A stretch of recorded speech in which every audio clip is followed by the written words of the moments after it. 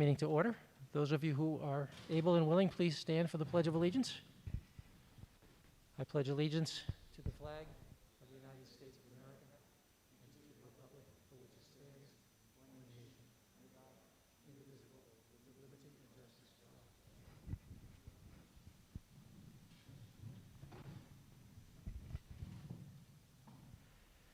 We have no scheduled audience to the public tonight. I'll move immediately to the report of the secretary then. May I have a motion to approve the minutes of the August 26th meeting?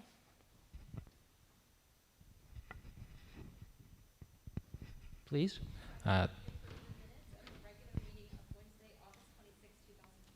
Second. And Paul, you seconded? Thank you. Does anybody have any comments or corrections?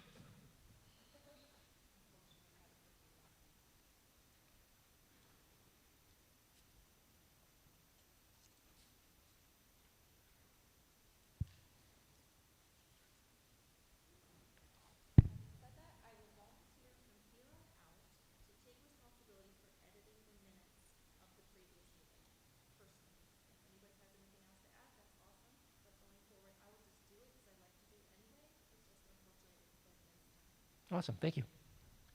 I do want to note, with apologies, that the audio dropped out, the live stream of our meeting, our last meeting on August 26th, I think around the time that we started the new business. That was a technical glitch, and we're sorry about it.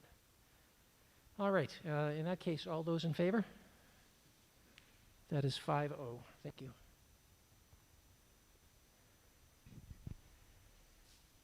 I'll move to the report of the chair. You all on the board have a copy in front of you of the meeting dates with the town officials.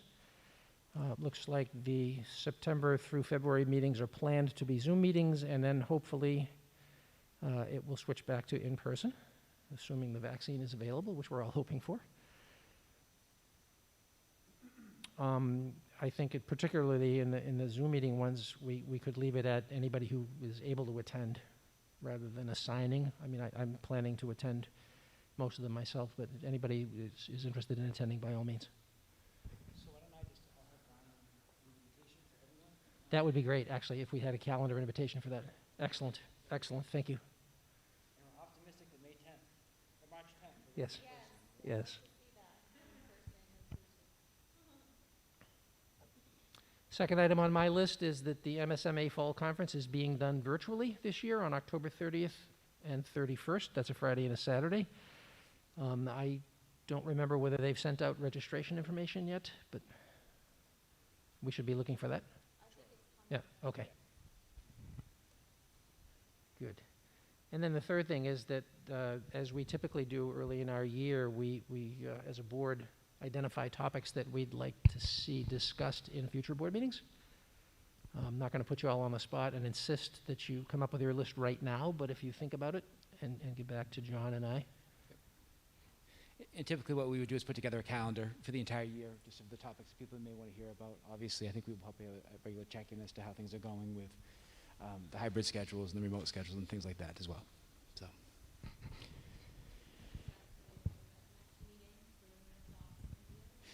You can do. Why don't we? If you want to email me, email me. I'll create a list, and then if there's any other topics that come up at our next meeting, we can add those to the list as well. I probably wouldn't start doing the presentations until October anyway, just to get school up and going right now.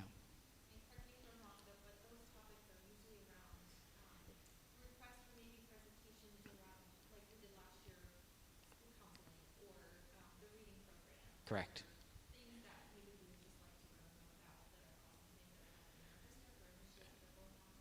Correct. Yep. Okay, that completes the report of the chair. And now the report of the superintendent. Thank you, Mr. Chairperson. As people are aware, the conversation around athletics and extracurricular activities has been an ongoing one. The parameters of that conversation have changed quite frequently over the last 3 months. I've asked Rich Buzzell to come here tonight to talk a little bit about where we are as of today. We did get some information yesterday where there were some recommendations made by the Maine Principals Association, and then yesterday a letter was written from the Department of Education and the Department of Human Services to kind of update what their expectations were. There was a little bit of a conflict between the two expectations around fall athletics in particular. So, Mr. Buzzell, I'll just turn it over to you. Thank you, John. And board, thank you for having me tonight. As John had said, this has been, in education, it's been a pretty fluid situation with things changing constantly for us. I placed a packet in front of each one of you that is labeled Return to Play Guidelines, Fall Athletics. It's something that I've been working on over the course of the summer, and I've just continued to add to. Unfortunately, I've got a folder on my desktop of my computer that says COVID-19, and anything that I've worked on, I keep putting inside that folder, and it's accumulated, and you'll see the size of this document that it's pretty big, unfortunately, but I think it'll be helpful information for you to refer to, over the course of time. So I'm just trying to provide you with as much information as possible. What we've done to prepare here at Marshwood, if we're allowed to have a fall sports season, return to play protocols, CDC screening tools. I've worked on a frequently asked questions document that's specific to Marshwood. I included in there an MPA memo on return to sports. That has changed since I printed this, and we are waiting on further documentation. As of, like John had said, we got some more information yesterday, and I've got some more information today. MPA sport guidelines, and those are going to be updated as well again. There's a sample waiver if we choose to use one for COVID-19, and then there are MHS sports-specific guidelines on how we would do things at every venue in the fall and with every team, so that all our coaches were on the same page. And I put together a little PowerPoint that is behind you right now. I did not print that document off, but it's a fairly quick PowerPoint that I'll share with you, and then I'll open it up at any time for questions, but especially at the end. Just a timeline of events. Unfortunately, March 12th, we recorded our first positive COVID-19 case in the state. March 16th, schools are shut down, remote learning begins. March 23rd, MPA announces delay of spring sports. April 9th, MPA announces the cancellation of spring sports. On the 15th, the MPA announced guidelines for summer guided workouts for the first time in MPA history. They had never done that before, but given the situation that we're in, they felt that was something that we needed, and it was. June 28th, NFHS, the National Federation of High School Sports, starts offering COVID-19 task force Zoom meetings, which I was a part of all summer long, which was great. July 6th, Northern Maine MPA schools open to summer workouts. Make sure that Southern Maine schools on July 6th agree not to take part in the summer workouts due to COVID-19 cases in our area and to keep level playing field amongst all of our schools. And that was basically from the Brunswick area on down. League on the 31st, leagues continue to meet to work on return to play protocols if allowed in August, and a decision was made in conjunction with superintendents and ADs to delay off-season workouts till at least till 24th of August to assess safety after 2 Governor Mills checkpoints. August 14th, decision made by our superintendents in York County and in Cumberland County and the ADs to delay any workouts until September 8th so as to not interfere with any opening of anybody's schools.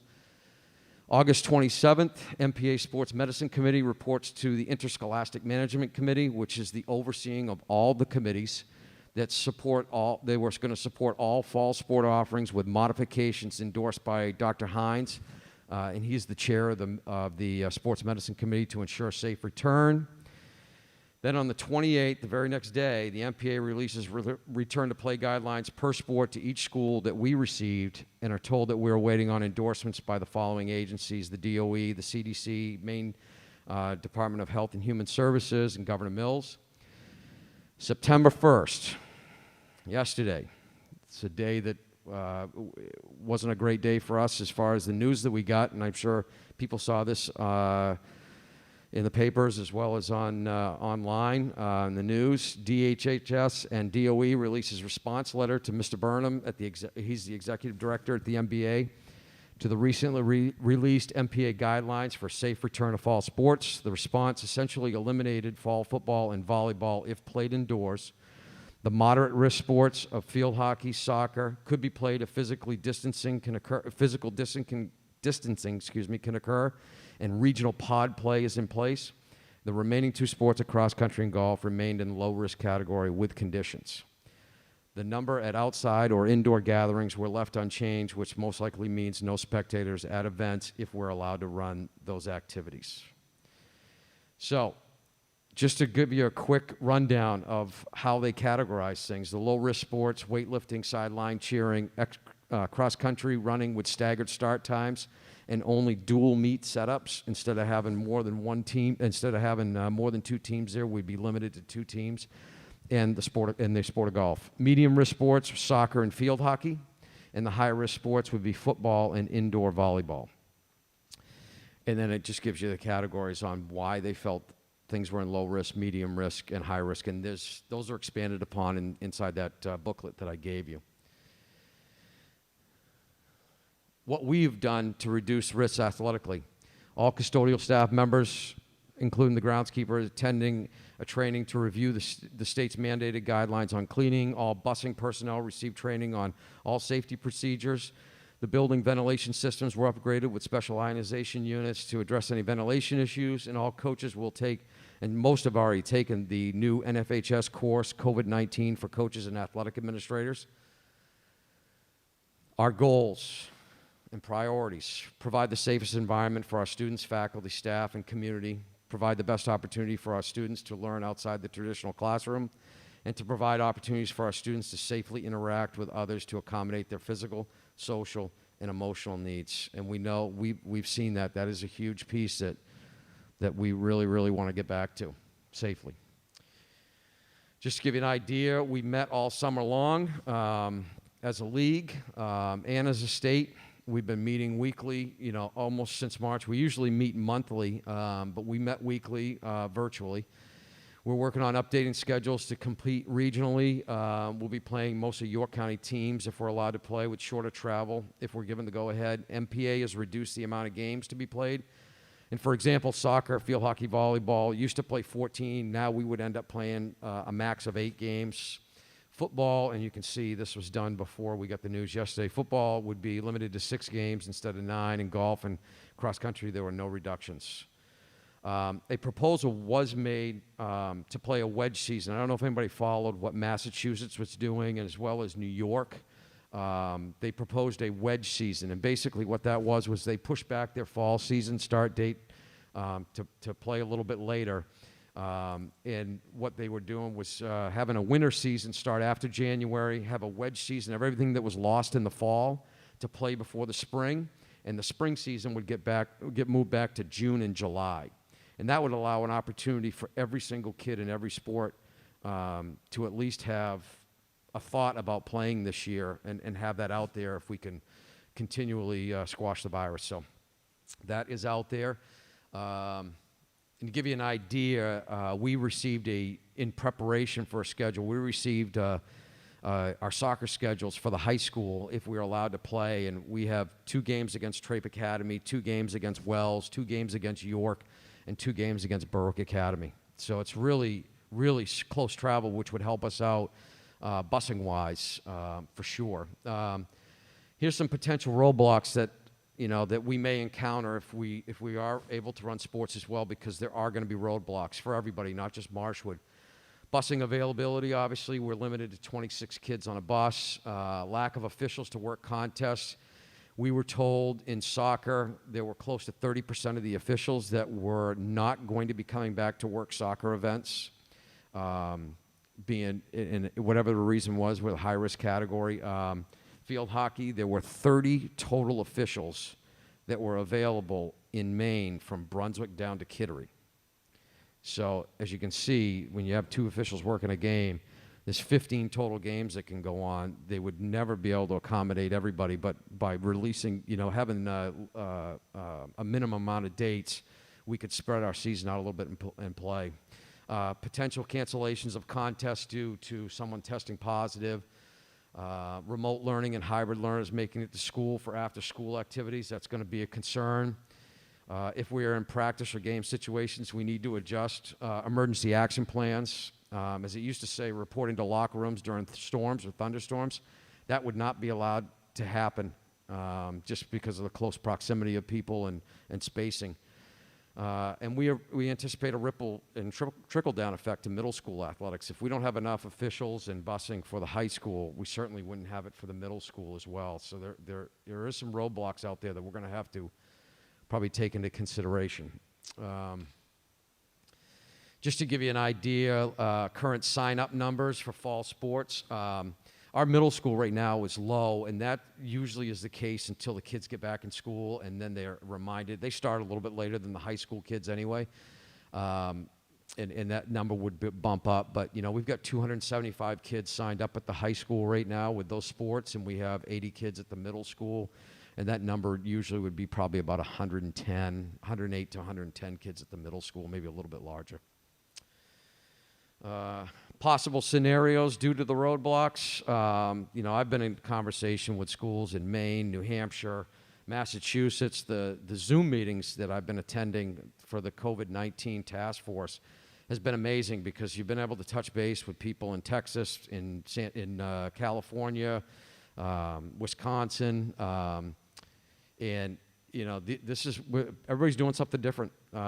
We could offer all sports with accommodations made by the MPA and take on challenges as they arise. We could offer varsity sports only and have all sub-varsity teams and coaches meet on an intramural basis to maintain some normalcy and address physical, social, emotional needs that we had talked about. Offer some varsity sports based on government agency recommendations and intramural offerings for others utilizing our high school coaches. Or we could offer intramural only after school. So we just feel that there's a real importance for our kids to be able to be around our kids in a safe fashion and provide them something outside the classroom as well. So, but everybody's doing something different. I know I talked to the Dover AD the other day, and they decided that they were going to play varsity-only sports, and all sub-varsities in middle school were going to be intramural offerings or practices after school that were, you know, appropriate and socially distant and using all the safety precautions that are out there. This is just a you know, middle school sport intramural club proposal. We have talked about this at the middle school level. I've been part of several middle school AD meetings as well. We had one today. They got postponed until next week once we got the news from the MPA yesterday. But we talked about starting on October 5th and ending on October 30th and doing an intramural setup after school. And it basically would be concentrating on skills and drills for the kids and you know, making it available to them. Last slide. Where do we go from here? You know, again, it's a pretty fluid situation. We expect the DOE and HHS met with the MPA today. We expect an announcement tomorrow of some sort on what sports that are officially going to be offered and in what capacity and with what guidelines. They also addressed an issue of starting to work on winter sports now and guidelines so that we're not in the same situation, so we're not so backed up against the wall. Originally, we were supposed to start high school sports August 17th. It got pushed back to September 8th. The word out of the MPA is that they're going to push back the start of the fall season to September 14th now, at least, so that we can get our ducks in a row and make sure that if we are able to offer things that we would do that. But, you know, just going down through the list, you know, address your concerns that you may have. Await the MPA's response to governor and government agencies on their guidelines, and that's hopefully going to come out tomorrow. I think it's important to send a letter out to our families on return to play protocol and what we could be offering and what we feel is safe, and publish the frequently asked questions for athletics. And I think that would help. That FAQ document is in your file, and it's kind of a working document for me. I just keep adding to it every day. And then address middle school fall activities and opportunities. That's still out there as well. So that is my report, and I would say I'd love to answer questions, and I will. Any that I can answer anyway.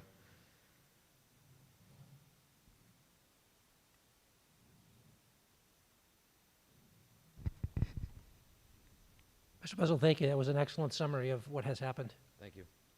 Much appreciated. Yep, thank you. Great deal of information, and that's going to be useful for us. I'm sure each of my fellow board members and I do in fact, have concerns. We were made privy by virtue of a communication from the MSBA of the communication that happened between the DHS and the DOE and the MPA. So we've seen the objections that were made. We are eagerly awaiting the response, as I know you are, Yeah. of the MPA. Yeah. It's good to see that our number one priority is safety. Right? Absolutely. My personal concern is that the idea that we could, on the one hand, require the kids in our classrooms to be 6 feet apart with masks on, and on the other hand, allow them on a line of scrimmage where there's 8 or 10 guys facing each other, grappling with each other with no mask on. They're not consistent. I don't mean to sound like I'm picking on football. It is one of the 2 sports that's on the high-risk list. Yep. So I guess, in summary, we don't yet have a definitive position from the MPA, and we therefore don't have something definitive that we can say to the families of the district today, Sure. but we're expecting that shortly. Yep. Okay. Yeah, and I would say too, just to, I think the MPA is doing, the best they can to, try to accommodate. I think that we've talked about moving volleyball into a different season. They've talked about offering some sort of some means of having football out there that might not be the same. As a tackle 11-on-11 football, they've talked about.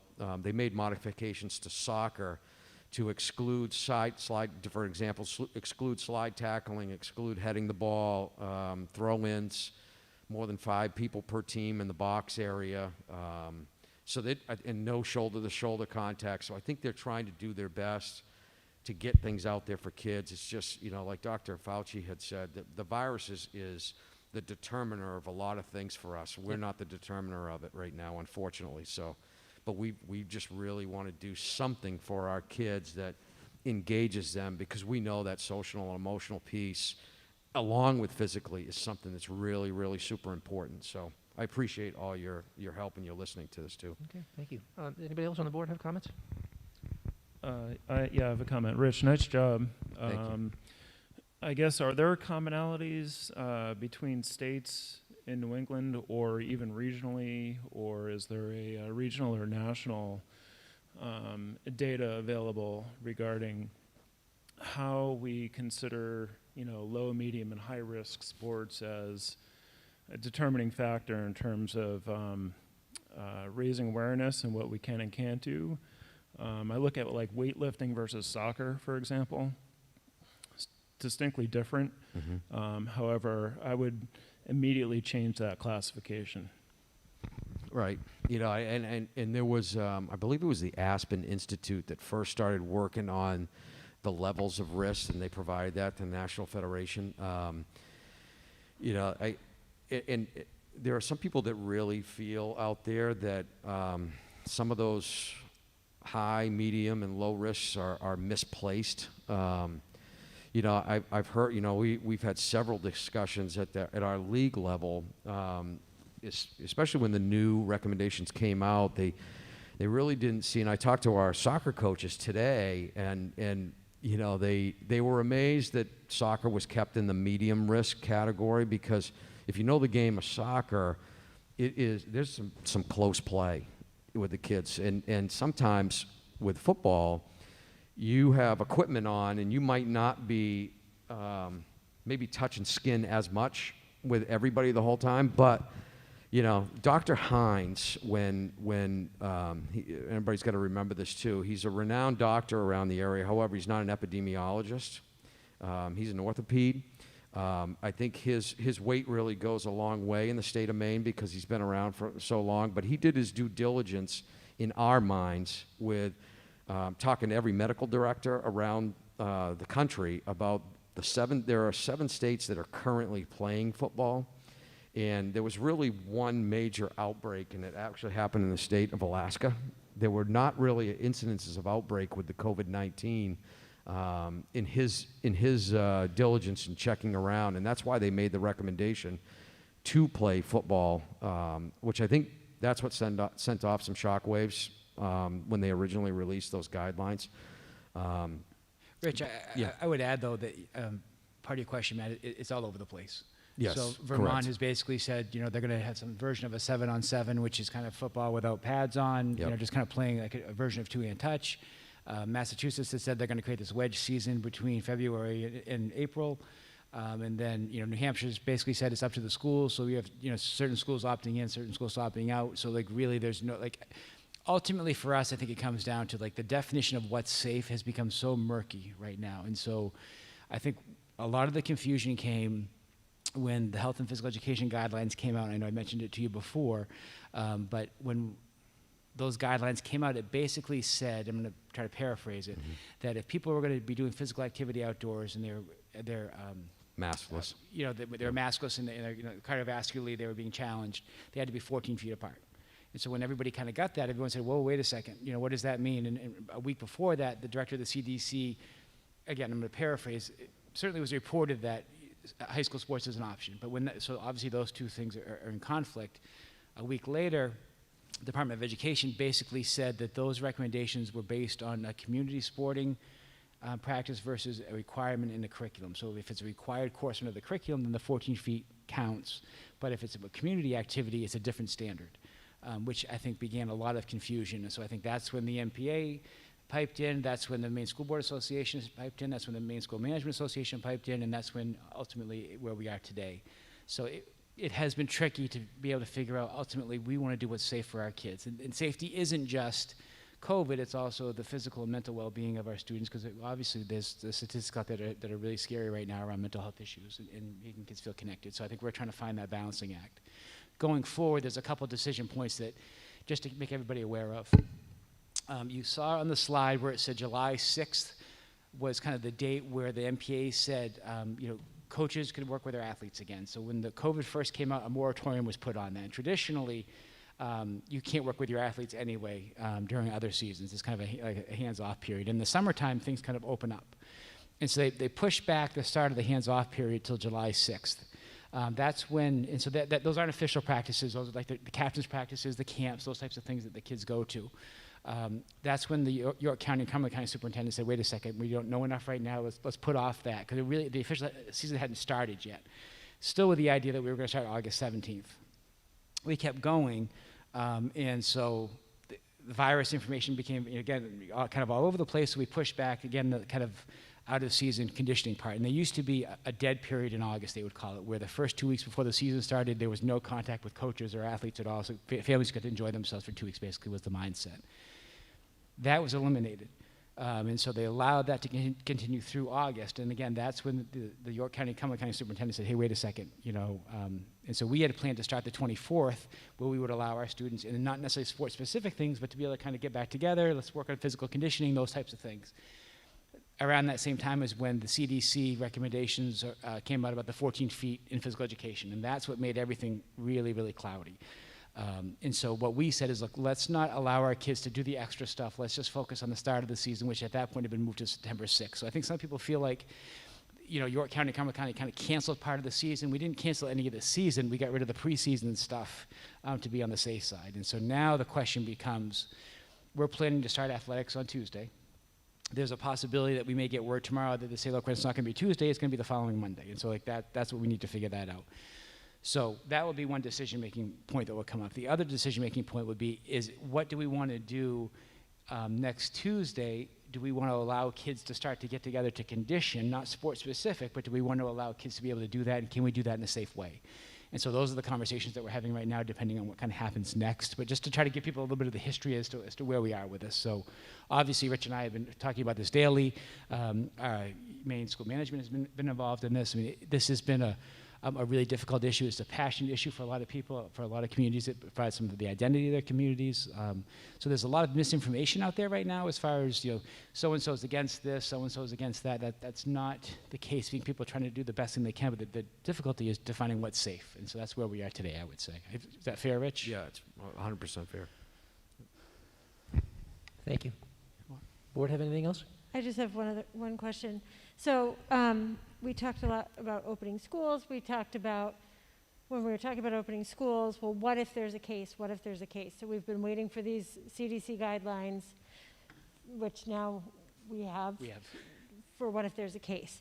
So my concern with sports, as much as I see all the benefits, is is there going to be a similar plan for sports? Are we looking at them as two different things? So if there's a positive case, say we're playing Wells and a Wells player is positive, who then is affected? Who's in that bubble of close contacts? And then does that then trickle down and affect, well, that person was also in class here, now at school, and so now kids who weren't even playing sports are now considered in the bubble, Yep. I guess. Yeah, absolutely. And so I think Judy will talk a little bit about the recommendations in a few minutes. I think those are some of the details that need to be worked out, and that's what they'll be talking about kind of with the MPA meets with the DHHS. Interestingly enough, because of exactly what you're talking about, there is a school in New Hampshire who basically said, if you are going to play any interscholastic athletics, you must be a remote learner, which I'm not sure that's legal. I mean, in the state of Maine, I mean, people do whatever they need to do, but I just thought that was, I understand why they would do that, but that is one of the concerns because you are really creating another cohort, where we're trying so hard during the school day to keep cohorts together or minimize the interaction. I mean, obviously, at the high school, to create a cohort is very different than it is maybe at an elementary school, but you are creating another cohort. And so that is one of the issues. I think, tomorrow, hopefully, or the next day, we'll start to get some clarity around what that looks like. But, yeah, great point. Does anyone else in the room have questions or comments? I have just one thought, just as a parent and watching the conversations on Facebook and so forth. I loved that you said we're really looking forward to getting some parent communication out that's really clear. I'm looking forward to that. I think everyone's looking forward to that, but you only know what you know, right? And I think that in itself is a good communication. I think it's important for the community and parents to know kind of the pickle that we're in, and you hope that everyone watches this board meeting tonight, but the truth is it's probably not happening for the most part. So even a paragraph out to everyone, middle school and high school families, I think would be so appreciated just to know, I mean, as of tomorrow, right, when we actually know something, hopefully we know something more. I don't know. It seems like it's shifting and changing every day, but even just knowing that, I think would be incredibly helpful. And then my other thought in regards to that, though, is that we be really careful not to give hope, too much hope, when there's risk that it could change, and also vice versa. So that's a tricky road to navigate. Absolutely. But it's super important, I think.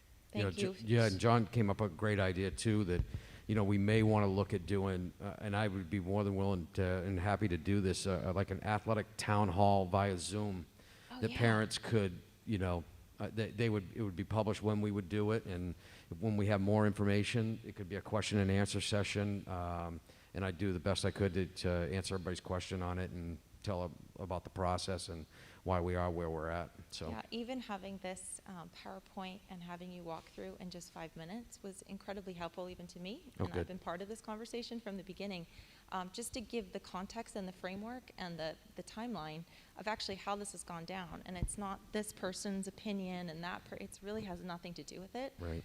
That is really, really helpful, I think, and would be helpful to our community to know. Good. Thank you. you so much. Thank you. The other thing I do want to add is that I think philosophically both Rich and I are in agreement that we want to give kids opportunities to play all the sports. And so I asked Rich on behalf of myself to reach out to the MPA and say, look, we would really like to look into the wedge season. And I'm not sure if that's going to happen or not. It may not, but I just think, opportunities for kids are really important, and kids can have success in a lot of different ways, and so we don't want to take away opportunities if at all possible. And so even if that means we push things off and it may look a little bit different, but we'd like to do that. So Rich did reach out to the MPA and just ask, at least from us, that we'd like to see that happen. The other part, I just, for members of the community, I mean, I'm going to take my superintendent's hat off for a second, but last April 22nd, whatever it was, the day I had to go tell my 18-year-old son that, he couldn't play baseball and his passion was taken away for a year, was probably one of the hardest days of my life as a parent. So I get how people are feeling. It is a painful thing as a parent to see your children hurting because something that they love is taken away. And we understand that, and that's why we're trying our hardest to be able to find a way to do that, but we need to do it safely. And that's really where we're trying to focus our energy. So. Is there any consideration we're talking about sports, and kids' passions, but if you have a child who doesn't play a sport, and other intramurals, if we're saying okay to some things that we're identifying as high risk, are we looking at options for intramurals or after-school activities? Absolutely. So Okay. for a great example, Tanya West emailed me probably 3 weeks ago and said, look, is there a way that we could do our district musical via Zoom? Is there a way that we can do it? So again, someone who's going to sing, there's similar rules to outdoors for PE, so they have to be 14 feet apart if they're going to be singing in a production. So that gives you a sense of, start measuring the stage, and it becomes really prohibitive to be able to do that, let alone getting people in the auditorium. So Tanya was like, hey, this might be an idea. So anything that we can do and offer it remotely, we want to do. Or if we can offer it in person. So, David and I had a conversation about marching band, or not marching, but band in general. Again, similar rules. Probably can't have a band performing in the band room like we have years ago, but we could maybe go onto the tennis courts and to be able to spread out on the tennis courts, and then maybe in the wintertime we flip the classroom where kids perform at home and we view it in the classroom. So I think we're just trying to be as creative as we can to keep the opportunities for kids across all arenas.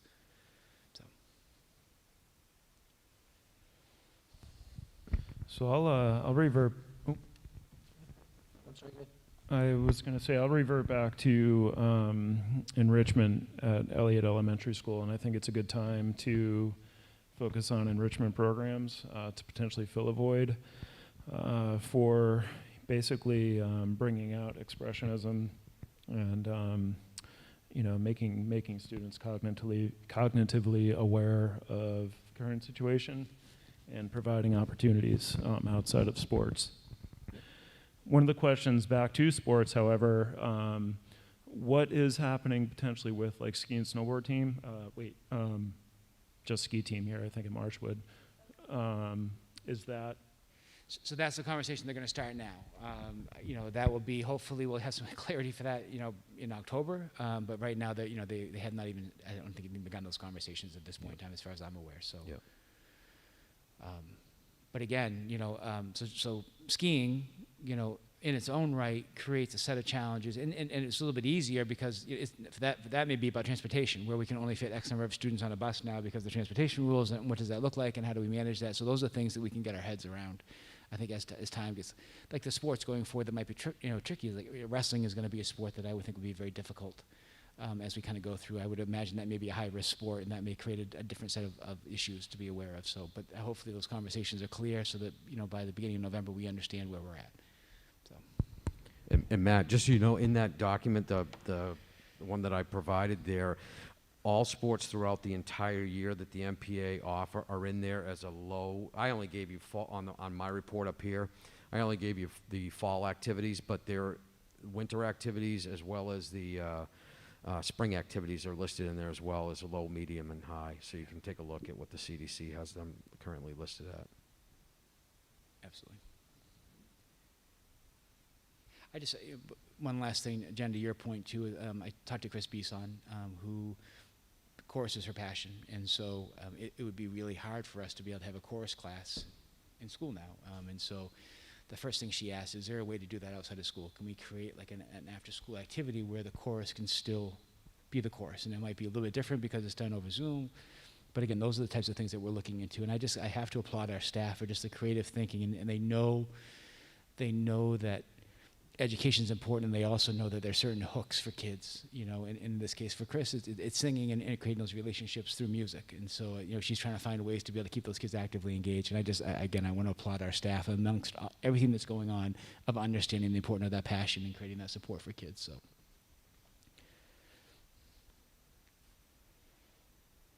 Thank you very much. Okay, next on the agenda, I asked our district head nurse, Judy Doran, who frankly is a lifesaver. I've spent a great deal of time with Judy over the past 6 months. She has been an incredible leader and guider and a confidant to be able to help problem solve a lot of things that have kind of come up with the medical world. And as you were aware, last week we did receive some information from the CDC regarding what do we do if there is an outbreak in a school and how do we handle that and how do you define those types of things. So Judy is here tonight to be able to kind of give us a quick summary of that and also answer some of your questions that you may have. So I know this is one of the questions that's out there. My plan was to have Judy be able to answer all of your questions tonight. I will put a letter out to the community tomorrow kind of summarizing what we talked about and also providing them a link to the document. So just so everybody's aware of that. But I did want to wait until we had an opportunity to have a conversation here first. Thanks.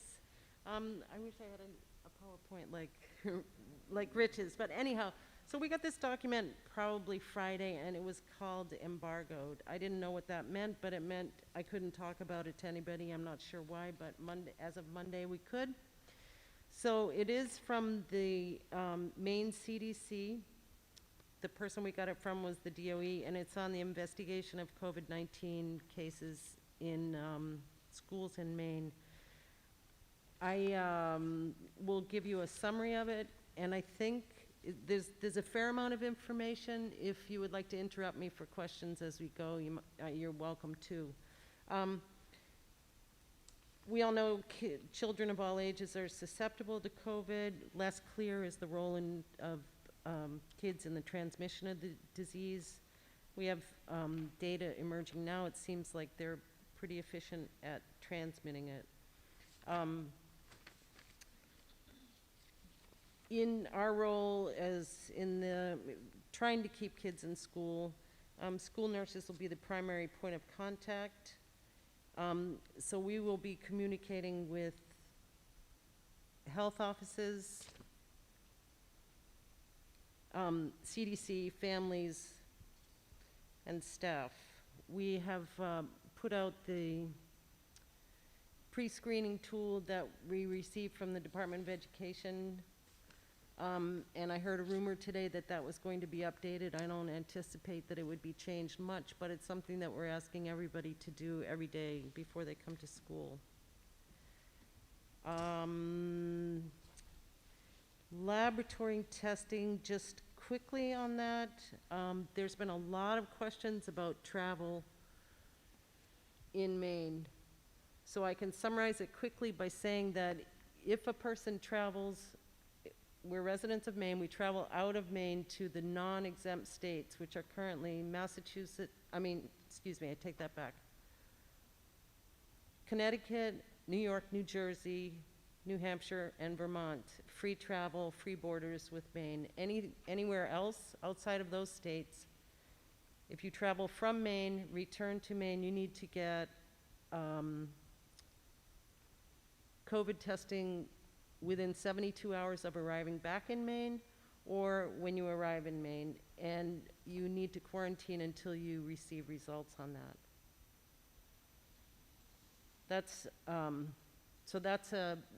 a non-negotiable, that's a state mandate. We have some staff who are residents of Massachusetts. They can travel freely because of their essential workers.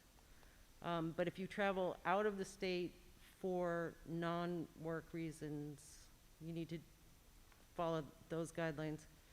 With children under 18 years old, they will need to, they themselves don't need to be tested, but the adults that they traveled with do. The children can't go to school, excuse me, until the adult gets a negative results in. The CDC is also recommending that school administrative units begin assessing testing options within their communities. For example, testing for a classroom or even an entire school if needed. That is really not in place right now. We had a meeting with York Hospital today. They're opening up testing. There's currently drive-in testing at York and Sanford offices. Berwick is opening up. And within the week, they anticipate all of their satellite offices will have testing. But nobody's feeling or suggesting right now that we could say, hey, we have a couple hundred people who need to be tested.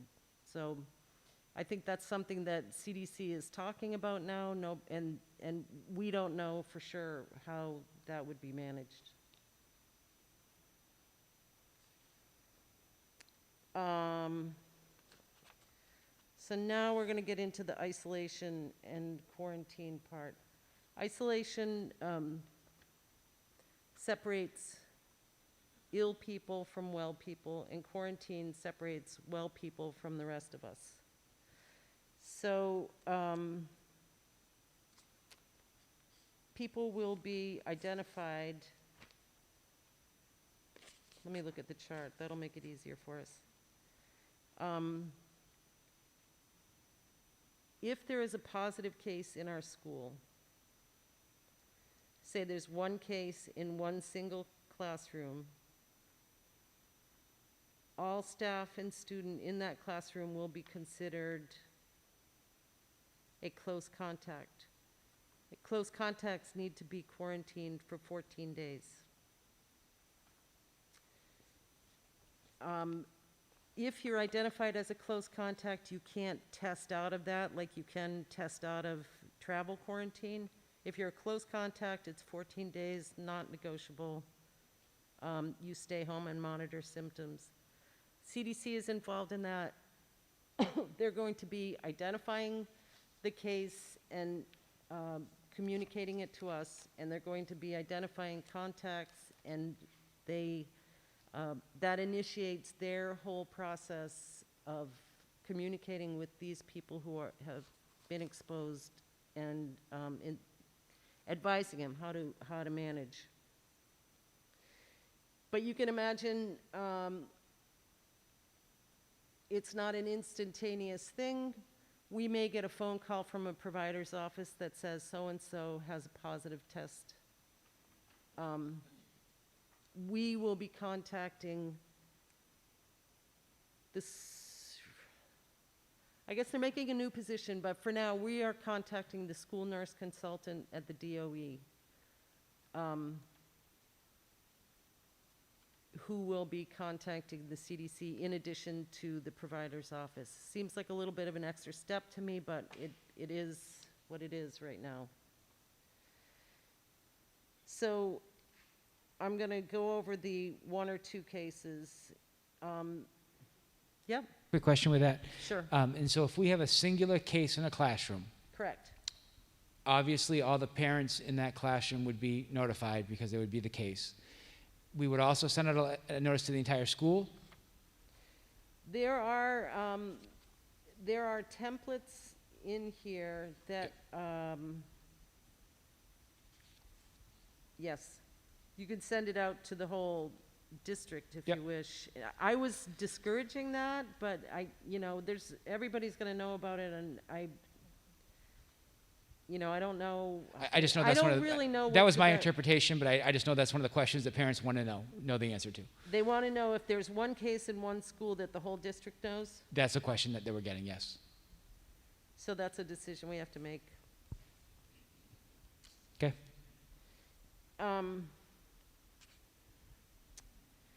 So if there's one or two cases in two or more classrooms, all staff and students within both classrooms are recommended for testing. They're recommended for quarantining. So you can see once like cohorts and bubbles are sort of degraded, it starts going like that very, very quickly. If we have 3 cases, that's considered an outbreak. And an outbreak is considered 3 cases in a building over 14 days. So that's a pretty low threshold, probably pretty easy to reach. In a single classroom, of course, all staff and students are recommended testing. They're all recommended quarantining. If there's 3 or more cases in multiple classrooms, and I think what that means, if those students, or if those 3 people have been in multiple classrooms, not if there's 3 or more in more than one classroom, but I'm not positive, actually looking at this. The entire school is recommended to have testing, close contacts 14 days, and non-close contacts, which will be identified by the CDC and by school nurses, I'm thinking, may return following a negative test result. So just for clarity, a close contact would be if we were in a classroom together and I was diagnosed with COVID. All of you would be in a close contact. If I went to another classroom and I had a different set of 5 people and I was still that person, that would be another set of close contact. But it would not be, if you went to the next classroom, Jen, that would not be a close contact. That's a different situation. So just I think those are going to be Right. some of the questions that kind of come up. It's the direct contact with someone who has been tested positive, as opposed to if you've been with someone who has tested positive? Because I know that early on that was a Right, well, big if question. you've been with someone who's positive, then you're home. We're gonna find you in that classroom and it's time to go home, Yep. right?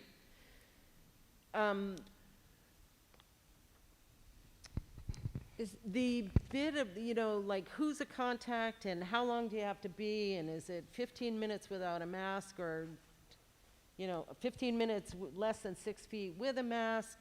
It's very nuanced, and I think it's really gonna be case by case. It would be a lot easier to say this is exactly how it goes and exactly what's gonna happen, but that is not the reality. There is a lot of attention paid to duration of time you spend with somebody, and density, how close, what's going on. So to clarify, Judy, are you saying that they're not saying just because, so right now we're meeting, we're masked, we're distanced, so there's some flexibility to say everybody was appropriately distanced and everybody was masked, so therefore they're not necessarily just because we were in the same classroom? That's correct. And- Okay.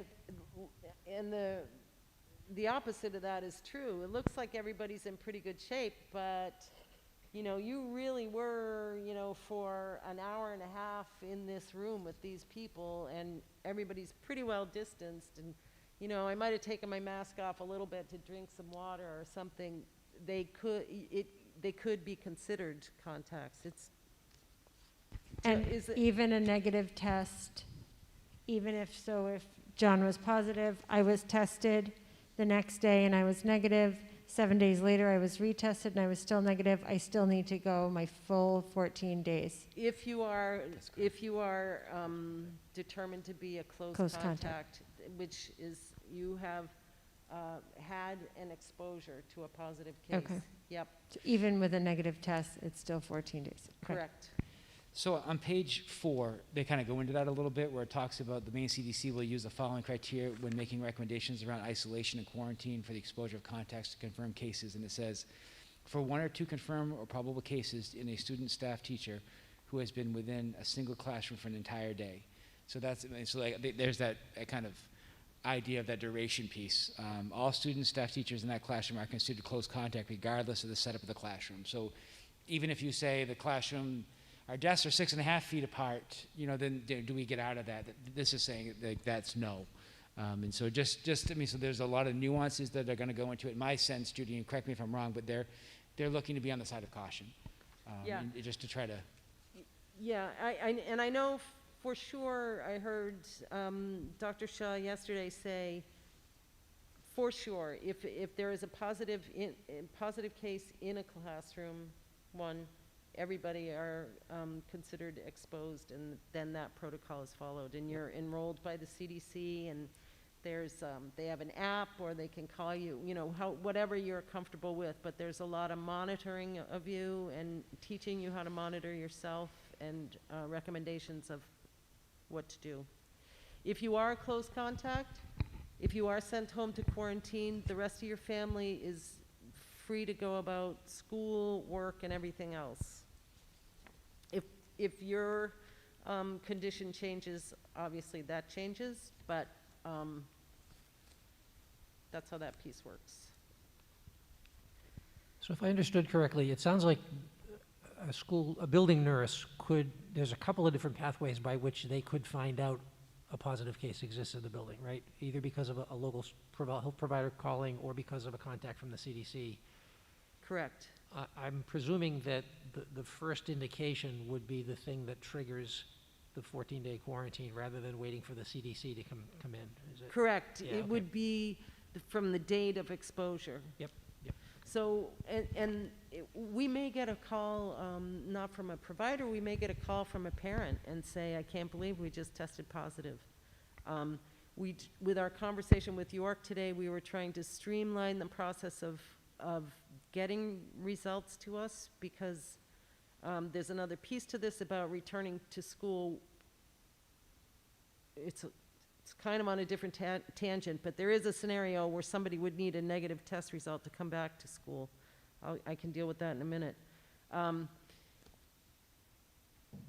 So, I'm sorry, it's a long way of saying, we may be just receiving, if somebody is identified as a student and we have referred them to a provider, it's conceivable, and actually, we're hoping to get this in place where they just automatically fax us the information.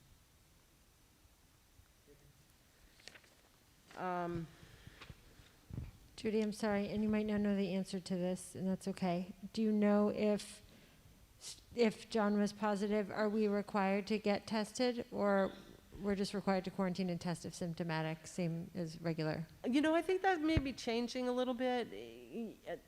A month ago, I would have said, it was pretty much just quarantine, look after yourself, we'll keep in touch with you, and if anything changes, we'll think about testing. And this here is saying, let's test. Test. So I mean, that's the good news, is we have a lot better testing. We have really very good testing and availability in Maine. And they're also recommending that if there's 3+ cases within a building, that everybody in the school's tested before they can come back as well. So like that chart on page 5 kind of goes into kind of the nuts and bolts of how things work. I mean, this is going to give you the template of what things look like. And obviously, for instance, if you look on page 4, they talk about, I was kind of going back to your question before, Jen, about after-school activities, where it says, anyone with more than 15 minutes of cumulative contact will be considered a close contact.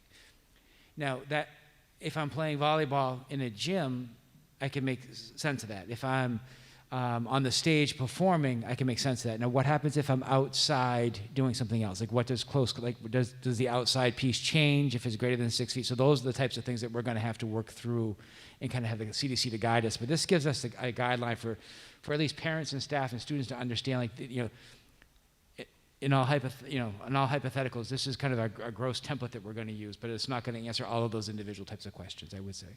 Yeah, it's definitely getting better. I think there's also a recommendation of waiting a few days before testing, which is actually really makes sense. We don't have that for the travel quarantining part. So, I mean, travel quarantine, if you tested the day you got back, it might catch some, but it's not going to catch everything. And for this exposure, I think they're talking like 5 to 6 days or something, recommending that. And the reason for that is the infectious period, and if you've been exposed, the virus needs a little time to get going. So you could go home and get tested that day and be negative, and actually be brewing an infection. And I just want to be clear, because I think these are the questions that I've certainly received, that if someone were to test positive for COVID, we would share that information, obviously. But if someone used the pre-assessment tool and said, I have a stomachache today, I'm not going to school, that is not the information that we would share with people. It would be once they were tested positive for COVID. So just... Only a positive test. Only a positive test. So there's a little bit of the... No negative test conversation. If it's positive, then we'll deal with it. But and it's a little counterintuitive. I think that people think you want to be cautious, and so if you feel like they have the flu, you treat them as though they have COVID, and that's not until they are tested positive. That's when that step. So just to be clear, because I know that was some confusion about that as well. So I have a quick question, just in terms of like a tracing protocol, for example.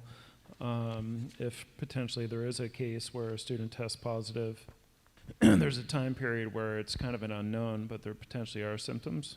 So if it's in the classroom context, for example, and then the student takes the bus, so therefore is in the transportation, vein, if you will, it potentially exposes a different cohort of students in other classrooms.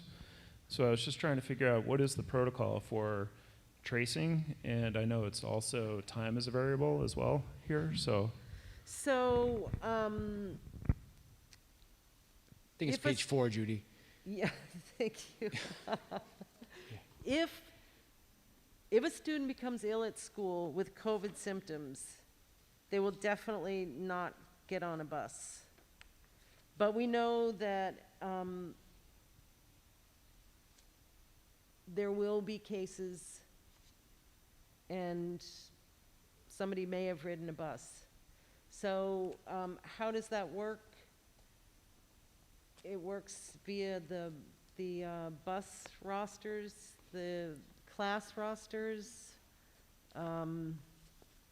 It's a lot, you know, it's gonna be a lot of tracking down, but there was, what was it, page 4, John? Page There was 4, yeah. something on a bus. In Oh, buses, yeah. they're talking about the 15 minutes of contact. And For so- fewer than 15 minutes, I wouldn't take that to the bank, but, you know, I'm not sure that they're gonna stick with that recommendation. Yes. And I don't know who's on the bus for less than 15 minutes.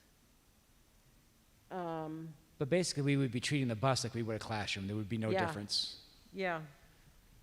And that would There was establish also a close contact. conversation, and this I'm gonna have to confirm, because I thought it was gonna change, and then I haven't heard that it has changed. If a child is sent home with COVID symptoms and has a sibling at that school or at another school, that sibling can stay at school until there's a positive test.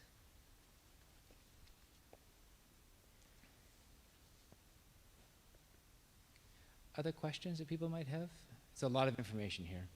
So here's one, oh, go ahead, and then I'm I'll- sorry, that was a little confusing. Can you say that again? So It is- that's a first direct contact person in a child's life who has tested positive, yet they don't need to quarantine and they can come back to school. No. Okay, thank you.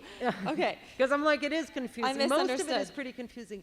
No, if a child, if we send somebody home with COVID symptoms, and I'm going to go over those in a COVID minute, symptoms. Okay. which covers like most Right. things kids are Anything. feeling, right? Sure.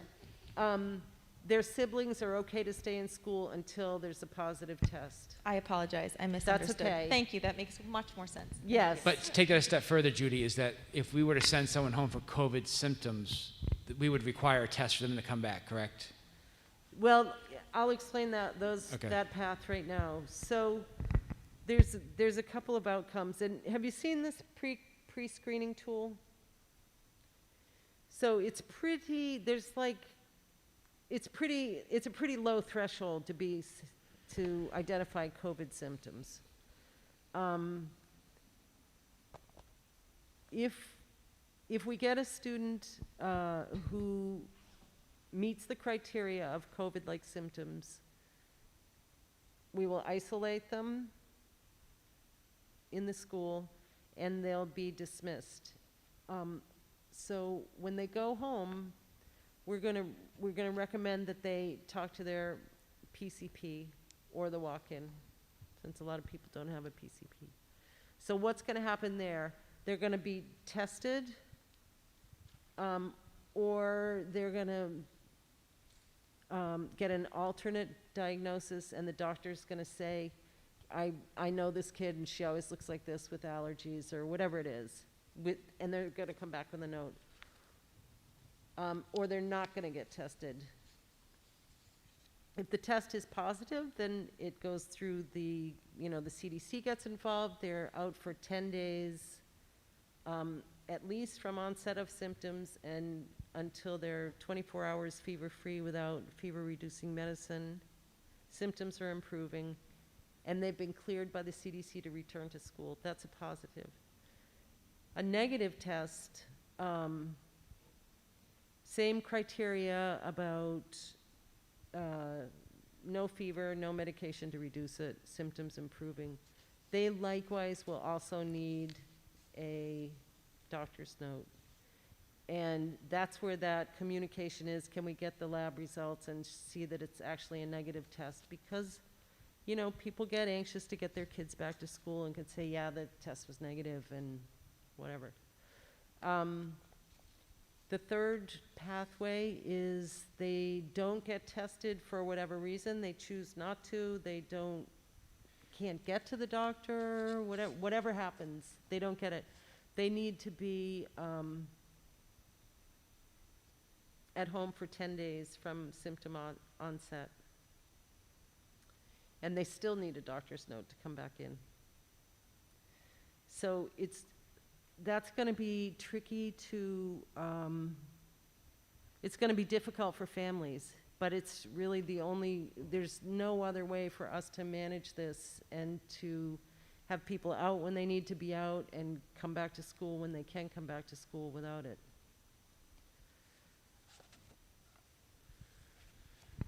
Not easy. Yeah. It's going to be hard.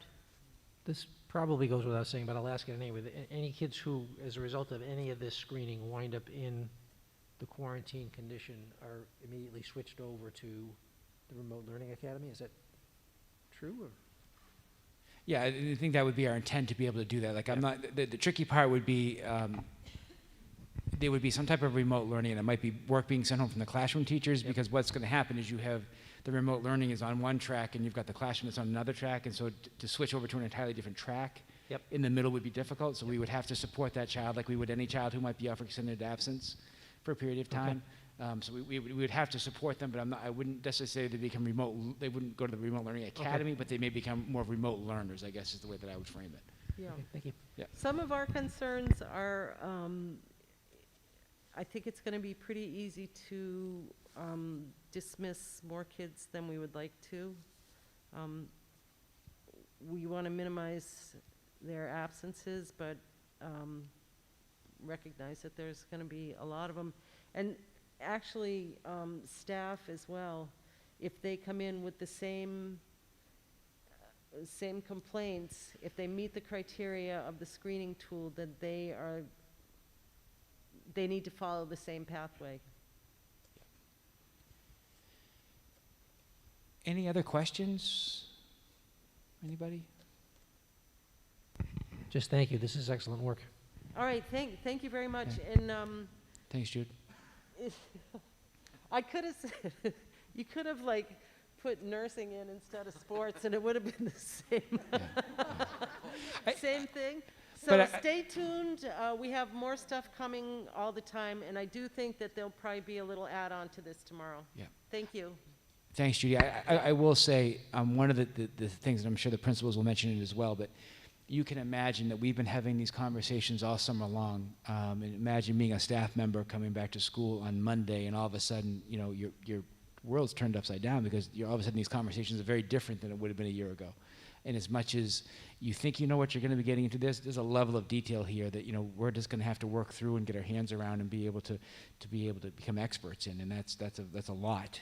But it, you know, again, I'm sure the principals will talk about it, but just our staff has been fantastic with that. So, You know, one thing I did tell the staff about that too was I overheard them. They were like really anxious about what about this, what about that, and I said I fully expect to screw something up. You know, it's just, there's a lot happening, there's a lot of moving pieces. We just need to be flexible and patient and keep trying and do our best.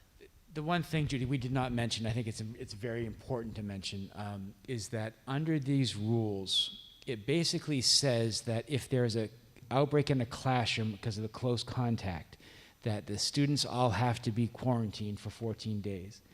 But if you cannot find a substitute, the teacher does not need to be quarantined for 14 days, which philosophically I struggle with. And so what our plan would be is that if a teacher was ill or was in close contact, we would have them out and be able to provide instruction remotely if they're well enough to do that. I just think it would be, I think it's the right message. I just would hate to have a situation where someone was ill and we kept them in the building. There's more flexibility, I think, in the plan for that, but I think we're just trying to put people first and how to handle that and just be as safe as possible. That was our discussion today, Judy, correct? Yeah, it was, and that's part of the essential worker piece, which makes a lot of sense in certain work environments. In this work environment, it just doesn't make sense to keep a teacher in a room with an exposure and then has a new batch of kids come in. So that's, and I know as a staff member, that would be a stressor for me. And so I just think it's Completely. important to have, you know, and again, there's pluses and minuses to everything, but I think if safety truly comes first, then we want to be safe. And that's how we take that. So I think that makes perfect sense. And so my next question would be, if that were to happen, an entire classroom, including the teacher, we're going to be quarantined for 14 days. Nobody's deathly ill. We're just doing our due diligence, maybe except for the person who's tested positive. I'm not sure. Would would perhaps, with nobody being actually ill, there be an opportunity to do remote learning for those couple of Absolutely, weeks? yes, Okay. absolutely. And that's, when we'll meet this evening, we have an executive session, and part of that will be exactly that conversation. But yes, and so, this is my words, but this is a all-hands-on-deck year. And so we want to be able to provide as much support as we can for our students in the classroom as we can, and remotely if we have to, and so we're going to work with people to be able to, provide that education. And it may look differently one week to the next. We may get to school one day and there's someone who has to, a teacher might have to be in the isolation room, so we're going to have a substitute teacher step in a moment's notice to be able to handle that. Or we might have to have some students whose teacher might have to self-quarantine for medical reasons, and they might have to receive, Latin instruction from the, in the cafeteria via a computer. Those are the types of things that we have to, it's really, there's out-of-the-box thinking, and there's, like, get-rid-of-the-box thinking. And we're at the point where the box is gone, and we're just trying to find a way to manage, a pandemic, so, anyway, there's your question. All right, thank you, everybody. Good night. I do want to mention one thing before we go into the cultural competencies piece, but Friday, there is a possibility that when the governor releases their update on kind of the red, yellow, and green, that we may move. I don't know what's going to happen, but just so people are aware, it sounds, again, I'm going to paraphrase, but there was an outbreak in Penobscot County that is now kind of trickled down to York County, where it's infected, Sanford and the York County Jail. And so that has skewed the numbers, obviously, in York County. So there's a possibility that we could be in the yellow. And yellow basically, and again, in a nutshell, yellow really recommends a hybrid model.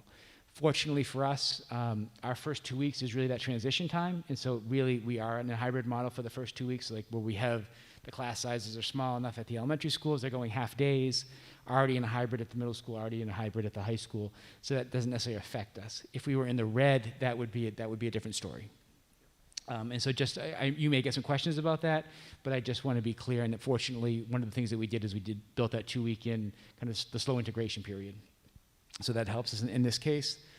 But, so for us, that difference between red and yellow, the green and yellow is slight, because it is kind of, the yellow is more the remote, whereas the green kind of says you can return for full instruction. So we really have a combination of a couple models across the district. So just so people understand that if that question comes up.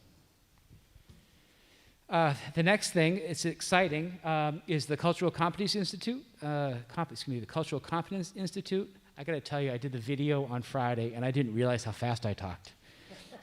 I was horrified. So, anyway, so one of the conversations that we wanted to have was, I think we definitely want to be involved in how do we create a team to do this. And so I had a suggestion I'd like to kind of throw out to people. I know Lisa definitely is going to be involved. I'd love to be able to include a couple of people from the central office and then kind of open it up to some of the principals in the buildings. And so if we had multiple teams, up to the 3 teams, I think it's well worth the investment if we were going to do that. I just wanted to kind of throw that out to the board, and I could try to get that together over the next couple of weeks. But I do think it's an important topic. I will say we had an opportunity last Thursday for the Mars Hill group to be able to meet with our administrative team to kind of start kind of our work around where we are with the diversity, equity, and inclusion work. Just unbelievable 3 hours spent. It was really well worth it. So I'm really excited to be able to branch out and be able to take our district in a couple of different directions. So if that makes sense to people, I'd love to put that on the table. I think it's a great idea. Okay. I'd love to see a proposal forthcoming, and I'm sure we'll be able to figure out how to fit it into the budget. Yeah, we'll make it work. Yeah. Absolutely. Absolutely. Any board members? I know Lisa is definitely in. Is there anybody else who would like to be in? Yeah, absolutely. No, it's great. It's great. Well, just if you are, email me. I just think it's a great opportunity, and I think we had some great momentum over the summer when we did the group read together.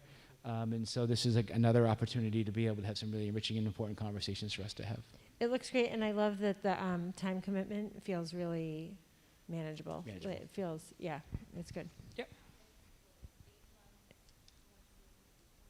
Yeah. Yeah. Yep.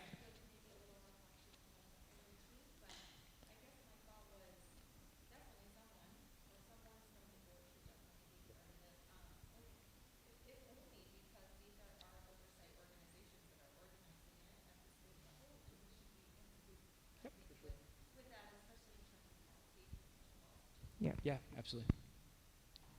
And I think if we're going to make institutional change, the way to do that is to get as many people involved in the conversation and get everybody educated to be able to talk about what our goals are going to be. So, okay, then I'll go forward with that, and I'll have a conversation shortly with the administrators and talk about maybe some people may be interested at the building level as well. So I'll do it really quick. And so this is going to be a little different. Typically, when we have this meeting, it's the first day of school, and so kids have been here.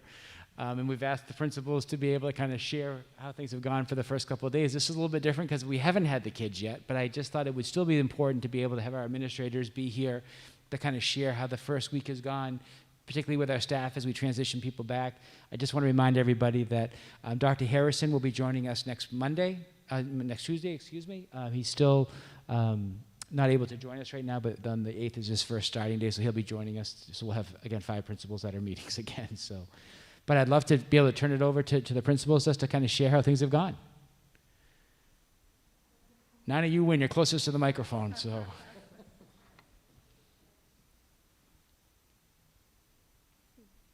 Great, thank you.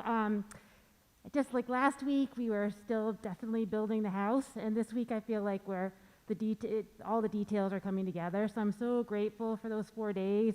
It's amazing what you can do in 4 days, like as a staff.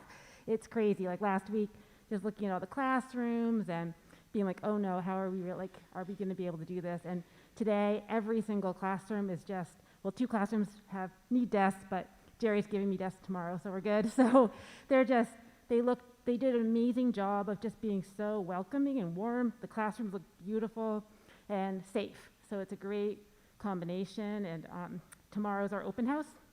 So we have sign-up geniuses where all our kids are going to be able to come for one-on-one appointments with their teachers. So they're going to come for 15 minutes, see their classrooms. We'll only have 12 kids at a time in the building. They can go see the drop-off and the pickup. That's the big focus of today, and making sure we can safely get everyone from the bus and the drop-off, meet together, get inside.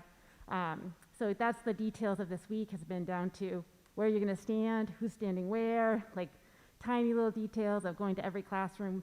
This Laura Detweiler's been just amazing, and we walked to every classroom and helped teachers decide if they can keep Legos or which cushions need to go away. And so it's been a lot, but it's been wonderful to have these 4 days. We've done a lot of work just talking about procedures, talking about protocols, talking about every day we have a training with our school nurse, answering more questions.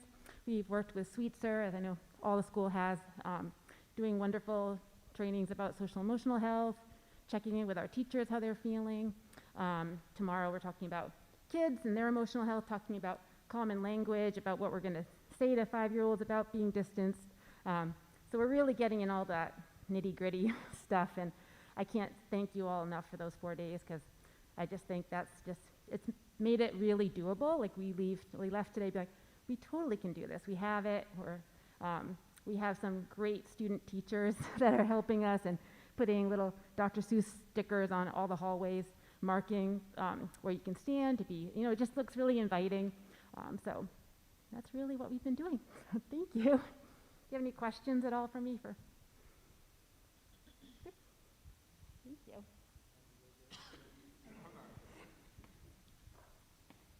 Thanks. I'm going to ditto really what Nina said.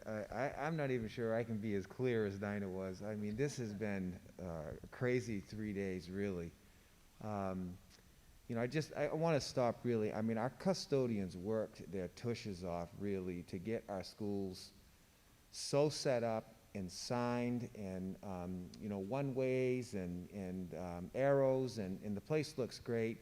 The classrooms were all set up so that we had 10 or less seats per classroom. The teachers' locations were set up so that they had ample space so that they're not coming into close contact with students. I thank you, the board, and the CO for all the PPE. I mean, it was nice to have that bag of stuff to be able to give to all of our staff when they came in, where they had some extra face masks and some shields and just those types of things that gave them that extra sense of confidence and security, that they're being looked after, and you're really not marginalized safety in any way at all. Much the same, these 4 days. I actually had a teacher just stop by. She said, Tony, is there any way we can do this every year? So there's my plea to you right there. Can we have 4 days of ramp up? They really are they're feeling like they're going to hit the ground running with the kids and not catching up to speed with the kids. And I know what I just asked is unreasonable, but in a perfect world, this is how they're feeling, and they're feeling this way in the middle of a pandemic and getting ready to come back to school, in the public. So, yeah, we've done a lot. We did a lot with our nurse. We did a lot with our custodians. We did a lot with, we had an hour and a half meeting with Maggie Norbert from Sweetser today on social emotional health, which was wonderful. We'll do a follow-up again tomorrow, kind of get into a little bit deeper of the psychological first aid and that type of thing with her, which has been amazing. And thank you, John, for hooking us up with her.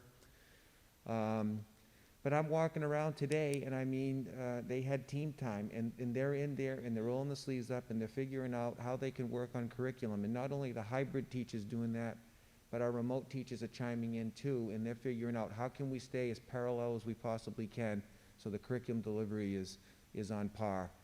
And so I'll tell you what, folks, this is going to be a ride like we've never been on before.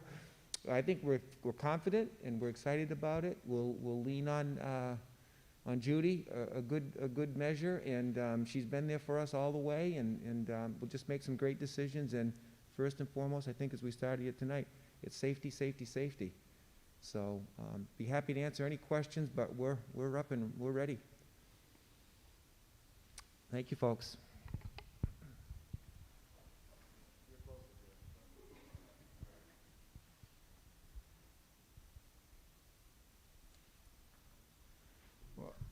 Again, what Tony and Nina said, but I don't know if you folks get it on the summer it's been, because it has been unbelievable. And I'll just take the custodians for example. They went at my school, and I'm sure every school, they went through and said, okay, we need to have every desk 7 feet apart. So through every room. And then a day later or 2 days later, like Rich says, things change. And all of a sudden, so then it's going back through, okay, let's do it 6 feet, 6 inches apart. And it's the same thing with the administrative assistants. Here is the plan today. And then 3 days later, and all that work goes into it, and then 3 days later, the plan is different. And so it has been unbelievable. I told my staff the other day that about 2 weeks ago, I didn't think I could be the principal they needed to get through this school year. It has just been I just can't say it any other way. It's been unbelievable. However, we met with Maggie Norbert, his administrators, and I was able to say, over the summer, I'm ticked. This has been so difficult, and no time off, not seeing my grandkids. And I'm not trying to, do a sob story here. But as we talked through it, all of a sudden there was that hope. And the last 2 days, we've had kids in our buildings. We've had the open house. And I asked staff, I said, we got to get these kids in here. How are we going to do it? And the staff just come to the rescue. 5th grade said, okay, we're going to take Tuesday, and what we're going to do is we're going to go from 1 to 4. The 4th graders said, let's go. We're going to go 2 to 6, I think it was today. And all of a sudden, there were kids in the building. And I just can't tell you the benefit or the joy that we have, and just everyone has said it was just been so nice to have that. I agree with Tony. We've talked. We've got remote learners and we've got the kids in person, and we want those remote learners to feel as much a part of Marshall Great Work School as if they were sitting right in room 12. So it has been a ride. There have been, cusses, at least out of me, probably not Nina, but out of me there has been. But a couple of times I've told the staff, the administrative assistants, I'm leaving. I just have to leave. And so I end up at the middle school. I drive down and I see Tony's truck there, and I go in there and rant to Tony. But the staff has been unbelievable. And so I just, we're excited. We're excited about the beginning of the school year. And if you get a chance, you know, the MEF and the board, and we did a fundraiser last year about our outdoor classroom. And it's up. And it is I got a picture, I'll show you afterwards, an unbelievable building that we've, in 3 or 4 days, has been created. And so, so we're excited. So thanks.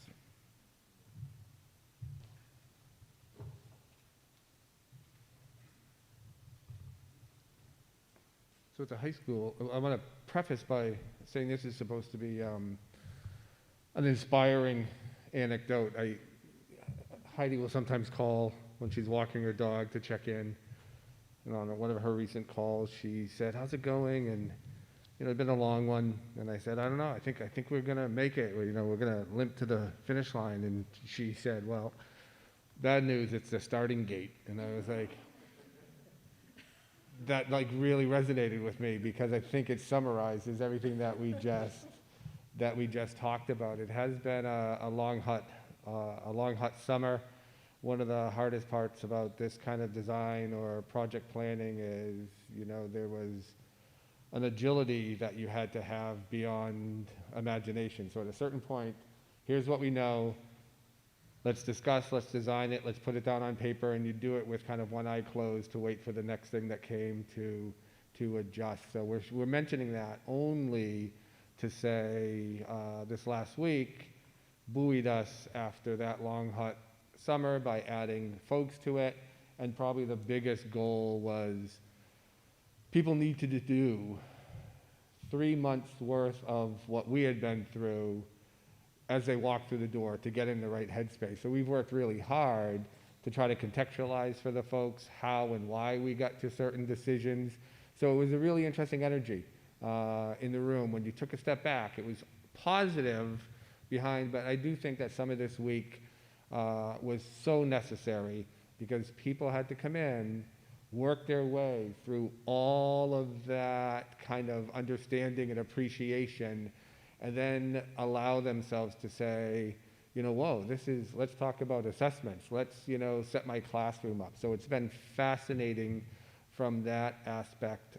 So again, thank you, custodians, beyond imaginable what they did, the administrative assistants, the group that's over here to my right, because anytime one of us would lean, one of us would kind of have a shoulder. So it's been fantastic, and John's leadership and knowing the board is there for us. So a lot of thank you, just a lot of context, and some from practical standpoints from the high school level.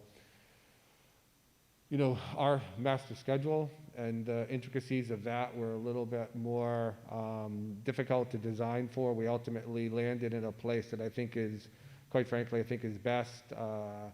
When we mocked out what a remote academy would look like, it really would have diminished what we could offer, and it wasn't what people had signed up for and maybe impacted 4-year plans. So we didn't feel good about saying, even though you want to stay home, or you'd like to stay home, sorry, we can only offer this. So we went through all sorts of iterations, and what it also would have done is disintegrated to some degree the hybrid. So then you would have two ends of a system that weren't fantastic. If we came back full, it would have been hard to recover and reschedule everything. If we go full remote,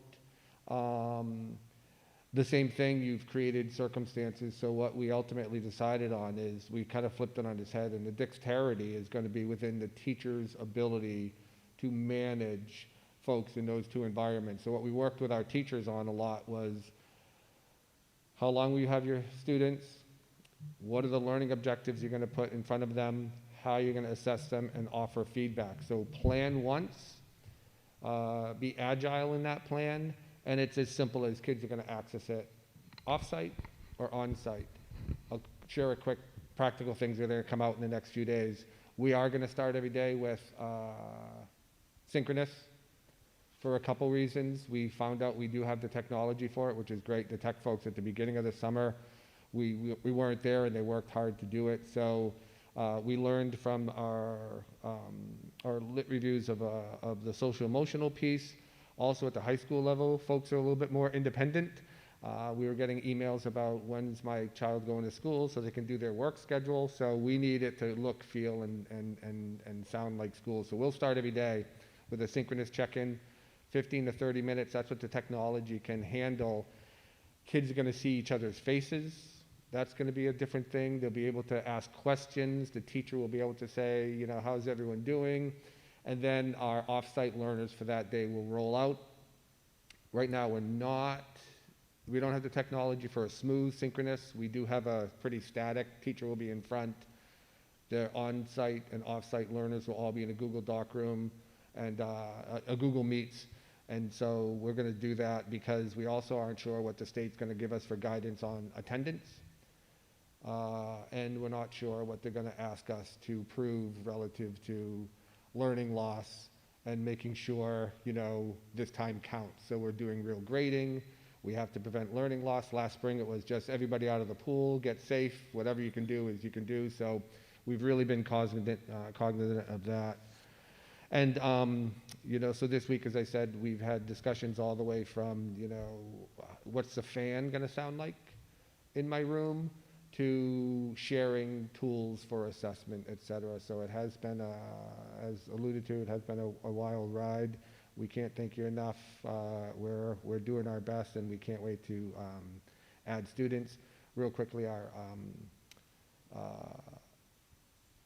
ramp-up days at the high school level, we've been saying go slow to go fast. So half of a half is coming in every day because, again, they're a little bit more independent. They're not as eager to say, stay in your lane. So what does a high school look like when it loads its kids in the morning where they have to be distanced? How do you enter a class? What the lunch is going to look like, et cetera. So we're going to really do a slow and steady next week. We'll have 9th and 10th A through K on Tuesday. Wednesday, 11 and 12 A through K. Then the white cohort comes, and we just really, really need to test our system. We don't want to look like those schools in Georgia where they just opened the door and they flooded in. So we'll have a real deliberate opening. So happy to answer any questions. Thanks, Rob. All right.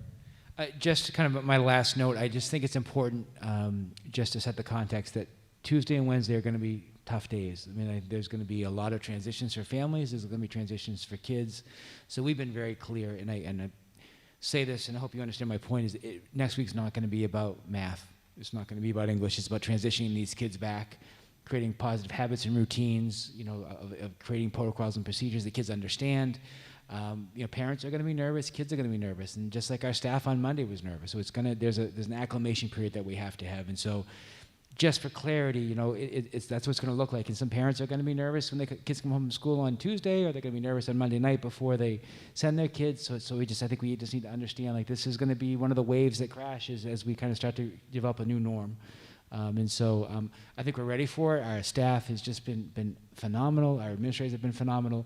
But I just want to point out that if your inboxes start to get busy on, you know, Tuesday and Wednesday, you should expect that, because this is that moment that people, I think, have looked forward to or are nervous about, and it's going to hit. And so that's why we had some virtual, like, what does it look like to walk in the school? What does it look like to be on the school bus? Let's have an open house to be able to get people a little bit acclimated, to get some of those fears aside before kids show up on Tuesday. So just to let you know that. So, and that concludes my report.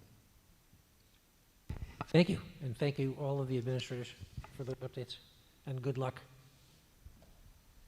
We have no correspondence this evening, of which I'm aware. As regards the report of the committees, the next scheduled meeting for the Facilities and Finance Committee will be on September 16th, which is the night of our next board meeting.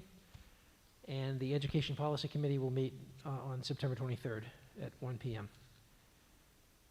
Which brings us to our new business. May I have a motion to nominate Christy Oberg, please? I'll move we nominate Christy Olberg, District Speech Language Pathologist, first year probationary, MA 16 77377 prorate start date. A second. Got it. Perfect. Well, I'm excited to be able to announce tonight that I met with Christy today. We have a position that will be open, and it's not clear at this time if it's going to be Marshwood High School, Marshwood Middle School, depending on how the master schedules work out between the two buildings. But Christy comes back to us. She was with us for 16 years for 13 years prior to leaving last year and attending Noble. She did her her bachelor's degree at Bates College in French, and then she did her communications and sciences and disorders degree at University of New Hampshire. And so we're really excited to have her back. She also did some work at York Hospital. The great part of it is that she's already knows the students, she knows the staff, she knows kind of our protocols and procedures. So to be able to bring Christy back is just it's a boon for us right now. So we're really excited. So perfect. And she also lives in the community, which is great as well. Thank you. Any questions from the board? All in favor? That's 5-0. Thank you.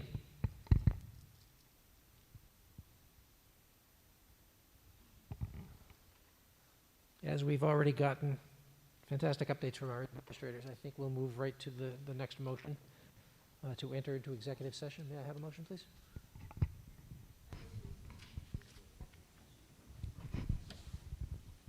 You have to read it.